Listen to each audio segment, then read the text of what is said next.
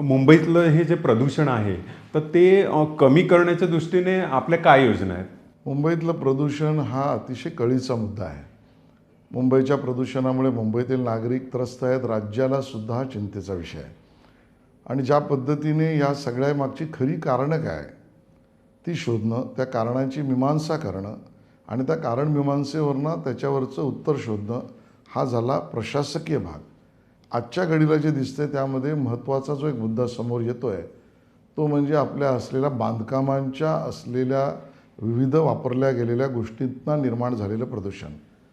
हे आपण नाकारू शकत नाही की मुंबईमध्ये नवीन विकास नियंत्रण नियमावली CRZमधल्या सूट आणि बरोबरीने नवीन बनलेल्या धोरणांमध्ये जास्तीचा FSI या सगळ्या गोष्टींचा उपयोग एकाच वेळेला जास्त प्रमाणात घेतल्या गेल्यामुळे आपल्याला दिसतं की त्या ठिकाणी बांधकामाचं जे मटेरियल आहे त्यातनं निर्माण होणारा सुद्धा प्रदूषणाचा भाग महत्त्वाचा आहे.